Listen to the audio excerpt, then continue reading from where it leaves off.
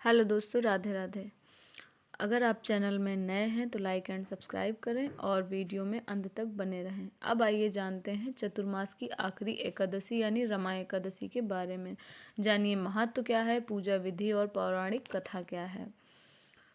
कार्तिक माह के कृष्ण पक्ष की एकादशी को रमा एकादशी के नाम से जाना जाता है।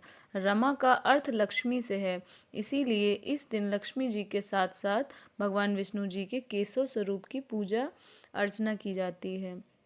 यह चतुर्मास की आखिरी एकादशी भी है। हिंदू पंचांग के अनुसार कार्तिक माह के कृष्ण पक्ष की एकादशी को रमा एकादशी के नाम से जाना जाता है।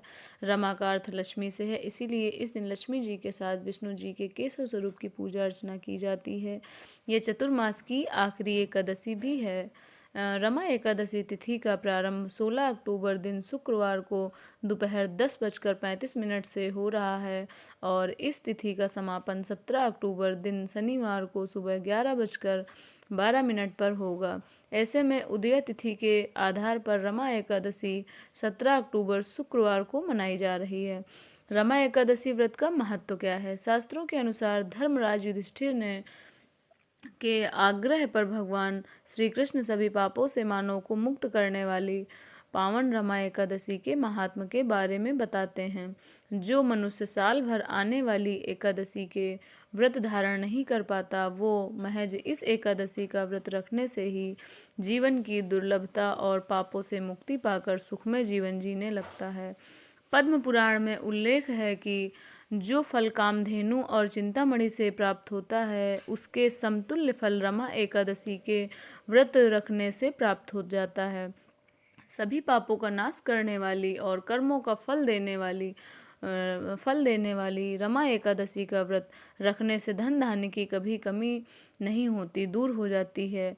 रमा एकादशी पर पूजा के लिए संध्या काल दीपदान करने से देवी लक्ष्मी अति प्रसन्न होती हैं एवं इससे सुख समृद्धि धन में वृद्धि होती है और समस्त बिगड़े काम बन जाते हैं। अब आइए जानते हैं रमा एकादशी की पूजा विधि क्या है। इस दिन सुबह उठकर पवित्र नदियों में या घर पर ही सूर्योदय से पूर्व स्नान आदि कार्य करने के बाद व्रत का संकल्प लेना चाहिए। भगवान विष्णु का पंचामृत से अभिषेक कर पीला चंदन, अक्षत, मौली, रोली, फल, फूल, मेवा, तुलसी दल आदि अर्पित करें एवं लक्ष्मी नारायण की धूप व दीप से आरती उतारनी चाहिए। इसके बाद एकादशी कथा सुननी चाहिए। ओम नमो भगवते वासुदेवाय मंत्र का जितना संभव हो ज़्यादा से ज़्यादा जाप करना चाहिए। अब आइए जानते हैं रमा एकादशी व्रत कथा के बारे में।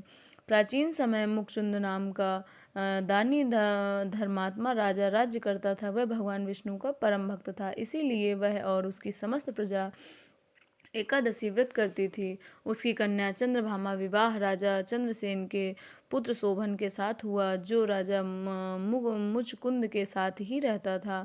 एकादशी के दिन सभी के साथ शोभन ने भी व्रत किया, परंतु उसके भूख सहन नहीं हुई और वह मृत्यु को प्राप्त हो गया।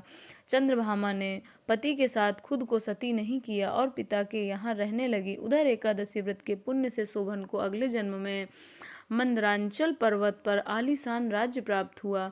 इस बार मुकुचुंदपुर के ब्राह्मण तीर्थ यात्रा करते हुए शोभन के दिव्य नगर पहुँचे, जहाँ चंद्रभामा ने पति के साथ खुद को सती नहीं किया और पिता के यहाँ रहने लगी। उधर एकादशी व्रत के पुण्य से मुकचुंद के ब्राह्मण तीर्थ यात्रा करते हुए शोभन के दिव्य नगर पहुंचे। उन्होंने सिंहासन पर विराजमान शोभन को देखते ही पहचान लिया। ब्राह्मणों को देखकर शोभन सिंहासन से उठे और पूछा कि यह सब कैसे हुआ। तीर्थ यात्रा से लौटकर ब्राह्मणों ने चंद्रभामा को यह बात बताई। चंद्रभामा बहुत खुश हुई और पति के पास जाने के लिए व्याकुल हो उठी।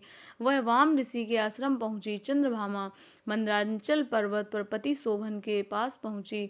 आप अपने एकादशी व्रतों के पुण्य फल का शोभन को देते हुए उसके सिंहासन व राज्य को चिरकाल के लिए स्थिर कर दिया। तभी से मान्यता है कि जो व्यक्ति इस व्रत को रखता है वह ब्रह्म हत्या जैसे पाप से मुक्त हो जाता है और उसकी सभी मनोकामनाएं पूर्ण होती हैं। तो इस एकादशी का व्रत आप भी रहें और भगवान श्री हरि विष्णु का अच्छे से पूजन करें और अपने घर में सुख शांति के लिए दीप जलाएं। राधे राधे।